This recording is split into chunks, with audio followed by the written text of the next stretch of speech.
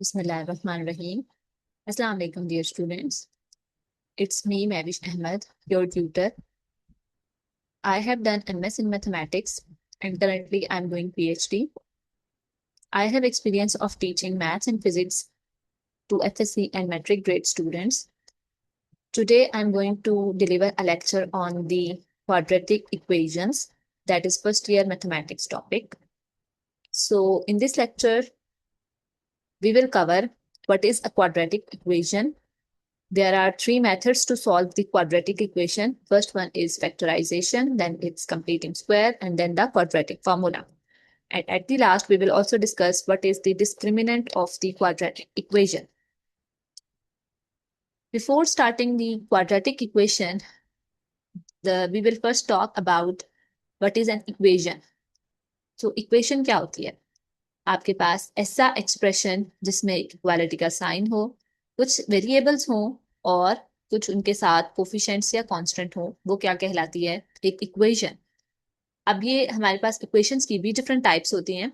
हमने lower level पे हमने लोअर ग्रेड्स में ये पढ़ा है कि लीनियर इक्वेशंस होती हैं जिनमें वेरिएबल की हाईएस्ट पावर 1 होती है।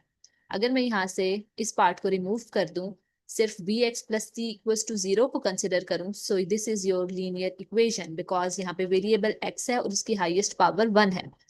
सो आज के लेक्चर में हमने पढ़ना है क्वाड्रेटिक इक्वेशन। तो जब हमारे पास वेरिएबल की हाईएस्ट पावर 2 हो जाएगी, टू कंसिडर करेंगे, या हमारे पास इक्वेशन में हाईएस्ट पावर 2 होगी, तो वो क्या कहलाएगी? Basically quadratic equation. सो आपके पास द जनरल फॉर्म है क्वाड्रेटिक इक्वेशन की, वो होती है A X square plus B X plus C. यहाँ पे आपके पास जो हाईएस्ट वेरिएबल की हाईएस्ट डिग्री का जो कोफिशिएंट होता है वो ए होता है, जो एक्स का कोफिशिएंट होता है वो बी होता है, और जो सिंपल विदाउट को वेरिएबल जो टर्म होती है उसको हम सी कहते हैं। यहाँ पे ए बी और सी जो है वो बेसिकली रियल नंबर्स होते हैं। अगर और यहाँ पे ए जो है वो 0 नहीं हो सकता। आप में से कोई बता सकता है कि वो 0 क्यों नहीं हो सकता? क्योंकि आपके पास 0 अगर कर देंगे इसको, तो आपके पास मैंने स्टार्ट ऑफ द लेक्चर में बताया कि ये इक्वेशन देन लीनियर इक्वेशन होगी, क्वाड्रेटिक इक्वेशन नहीं होगी। सो यहाँ पे आपके पास हमने इसका रीजन लिखा है कि अगर ए 0 नॉन 0 होगा, अगर ए 0 हो जाएगा तो एक्स स्क्वायर वाली टर्म डिसअपियर हो जाएगी और इक्वेशन लीनियर इक्वेशन बन जाएगी। उसको हम फिर क्वाड्रेटिक इक्वेशन नहीं कहेंगे। सो अगर हमने ये तो जनरल फॉर्म थी, अगर हम इसकी एग्जांपल देखना चाहते हैं तो हमारे पास 2x square plus 5x minus 3 is equals to 0 is the example of quadratic equation. Here आपके पास coefficient of x square is 2, तो a हमारा हो गया 2. Coefficient of x power 1 is 5, so our b is here 5. And the term without variable is minus 3, so यहाँ पे c हमारे पास होगा minus 3. तो ये हमारे पास a है, ये हमारे पास b है, और minus 3 बेसिकली हमारे पास c है। सो क्वाड्रेटिक इक्वेशन वो इक्वेशन है जिसमें वेरिएबल की हाईएस्ट पावर 2 है। Next we will talk about roots. तो रूट्स क्या होते हैं? रूट्स या सॉल्यूशंस वो वैल्यूज हैं एक्स की जो आपके पास इस इक्वेशन को सेटिस्फाई करेंगी, मींस इक्वेशन को ट्रू कंसिडर करवाएंगी। वो वैल्यूज जिनके लिए ये इक्वेशन क्वाड्रेटिक इक्वेशन वैलिड होगी, ट्रू होगी, सेटिस्फाइड होगी, उसको हम कहेंगे that are the roots of this equation. So और यहाँ पे आपके पास जो किसी भी इक्वेशन को या किसी भी हम एक्सप्रेशन को ग्राफ की सूरत में भी रिप्रेजेंट कर सकते हैं। तो जो क्वाड्रेटिक इक्वेशन है उसके लिए हमारे पास ग्राफ बेसिकली पैराबोला बनता है, that is a bowl shaped graph. ठीक है। और अगर हमारे पास उसके रूट्स एग्जिस्ट करते हैं तो आपके पास वो हमारी एक्स एक्सिस पे 2 पॉइंट्स पे टच करेगी। तो हमारी एक्स एक्सिस ये है, इस पे पैराबोला अगर 2 पॉइंट्स पे टच करेगा तो इसका मतलब वो रूट्स हैं उसके, और वो 2 पॉइंट्स आपके पास आपकी इक्वेशन को सेटिस्फाई करेंगे। सो क्वाड्रेटिक इक्वेशन के कितने रूट्स हो सकते हैं? ये आपके पास हमेशा 2 रूट्स होंगे या 2 से कम होंगे। 2 से ज्यादा रूट्स नहीं हो सकते बिकॉज वेरिएबल की पावर ही हमारे पास 2 है। सो क्वाड्रेटिक इक्वेशंस वो इक्वेशंस हैं जिनमें हमारे पास वेरिएबल की हाईएस्ट पावर 2 है। और आपके पास अगर हम इस टर्म को ए को कोफिशिएंट ऑफ एक्स स्क्वायर को 0 कर दें तो वो हमारे पास पीछे लीनियर इक्वेशन को छोड़ेगा, हमारे पास क्वाड्रेटिक इक्वेशन फिर नहीं रहेगी। और वो रूट्स क्या होते हैं? रूट्स हमारे पास इक्वेशंस की वो टर्म्स होती हैं, एक्स की वो टर्म्स होंगी जिनके लिए आपके पास ये क्वाड्रेटिक इक्वेशन सेटिस्फाइड रहेगी, ट्रू रहेगी। Next we will talk about the methods to solve factorization equation की पहचान हो गई, हमें पता लग गया कि ये क्वाड्रेटिक इक्वेशन है, लेकिन हमारे एग्जाम में तो हमसे क्वेश्चन पूछा जाता है इक्वेशन को सॉल्व करके उनका आंसर लिखें, मतलब एक्स का आपके पास आंसर आपने लिखना है। तो आपके पास क्वाड्रेटिक इक्वेशंस को सॉल्व करने के तीन तरीके होते हैं। First one is solving by the factorization. इसमें आपके पास सिंपल हम एक एग्जांपल लेते हैं और उसी के ऊपर मैं आपको स्टेप्स के साथ एक्सप्लेन करती हूँ। Rewrite this equation as a product of two brackets, then use if AB is equals to 0, then A is equals to 0 or B is equals to 0. Means you have to find its roots. अगर आपके पास आपने इस equation को आपने अलग अलग product की form में लिखना है, मींस आपने इसके लीनियर रूट्स फाइंड करने हैं। सो इसके लीनियर रूट्स कैसे फाइंड करेंगे? सबसे पहले आपने अपना जो सी वाली टर्म है, यानी कि यहाँ पे 6 है, जो सी आपके पास है उसको देखना है। आपने ऐसे दो नंबर्स ढूंढने हैं जिनका प्रोडक्ट या जिनको मल्टीप्लाई करने से आपके पास 6 आए, और वो दो नंबर्स ऐसे यूनिक नंबर्स होने चाहिए जिसके लिए आपके पास आंसर, यहाँ पर आंसर उन दोनों को ऐड या सब्ट्रैक्ट करने से 5 आए।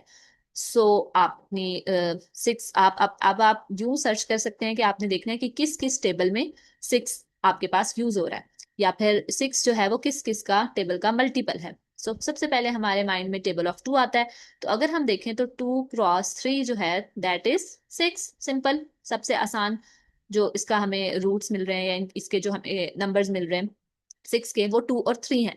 और सरप्राइजिंगली अगर हम इन दोनों को देखें तो 3 और 2 को ऐड करने से हमारे पास 5 भी आ रहा है। स्टेप नंबर 1 में आपने ऐसे दो नंबर्स फाइंड करने हैं जिनको हम मल्टीप्लाई करें तो 6 आए और ऐड करें तो 5 आए। तो ये दो नंबर्स हमारे पास 2 और 3 हैं जिनको मल्टीप्लाई करने से 6 आ रहा है और ऐड करने से 5 आ रहा है।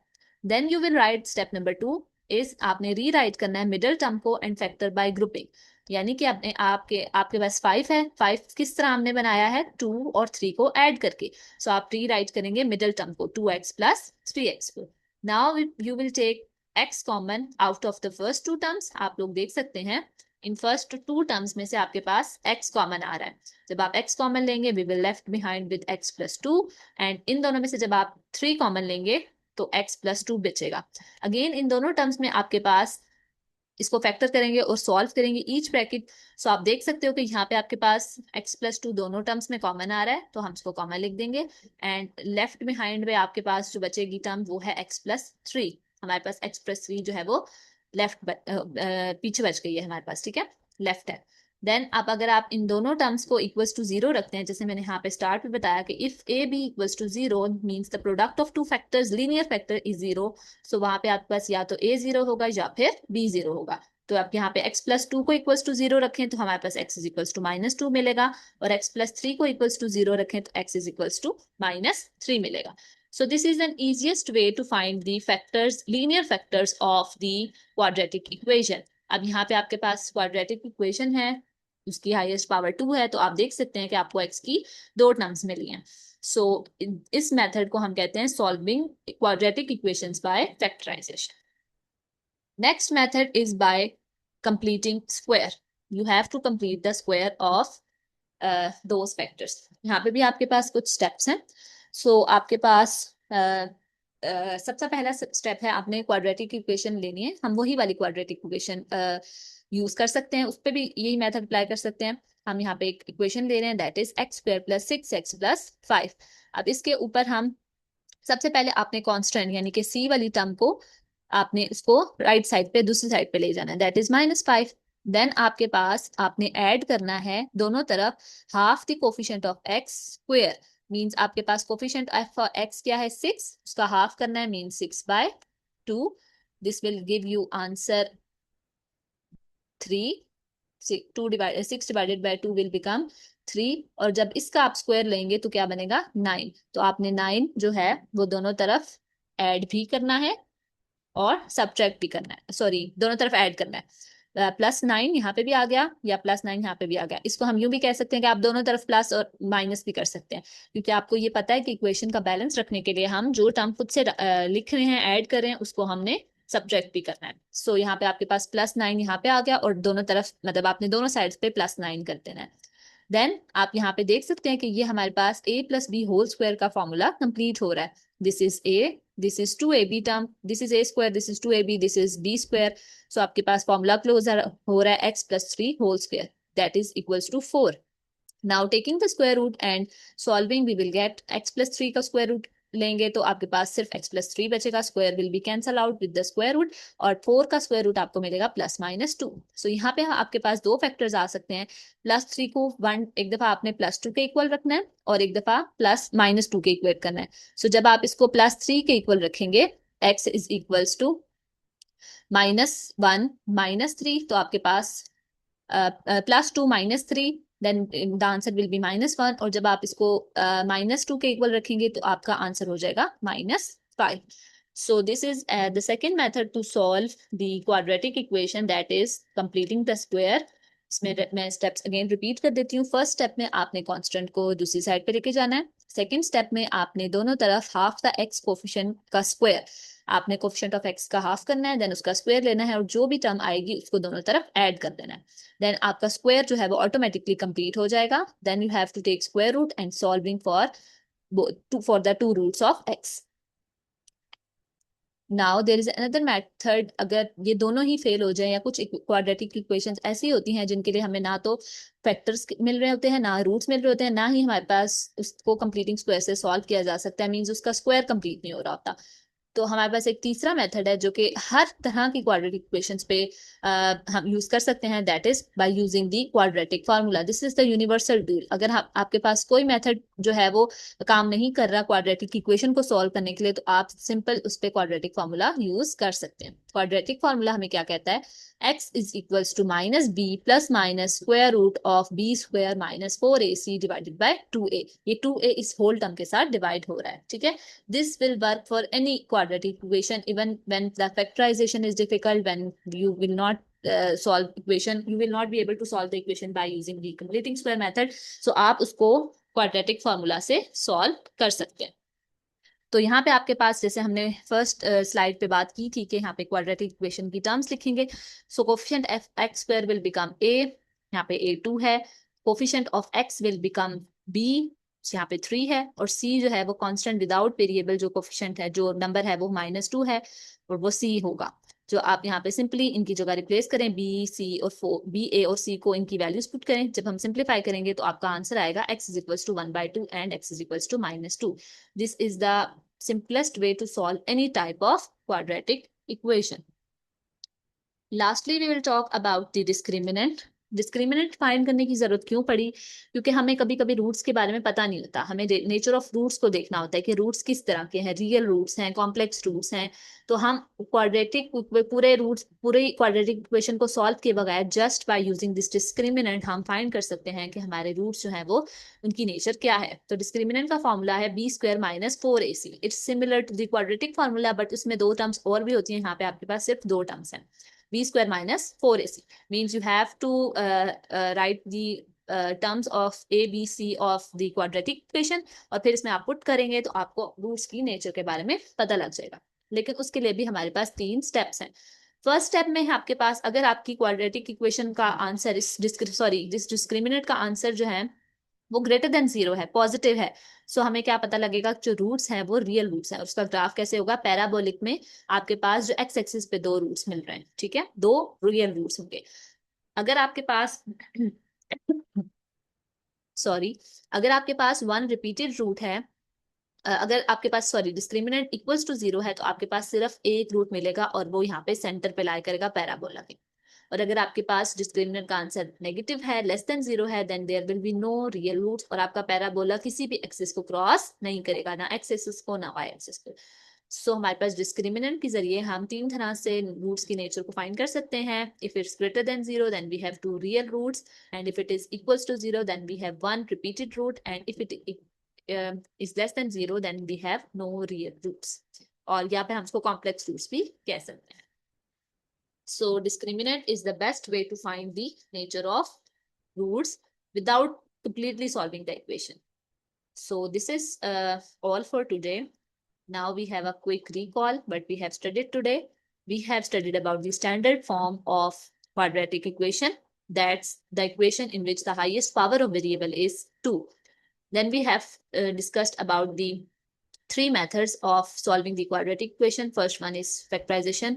We have to split them, the quadratic equation, into its 2 factors.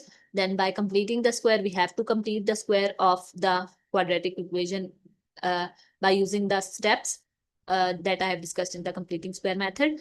Now if there is quadratic equation जो किसी भी मेथड से सॉल्व नहीं हो रही, फैक्टराइजेशन और कंप्लीटिंग स्क्वायर से वो डिफिकल्ट हो रही है, तो हमारे पास एक लास्ट ऑप्शन है और बेस्ट ऑप्शन है जो कि हर तरह की क्वाड्रेटिक इक्वेशन पे वर्क करेगा, दैट इज क्वाड्रेटिक फॉर्मूला, जो कि आपके पास इस तरह गिवन है, X is equal to minus B plus minus square root of B square by minus 4ac divided by 2a.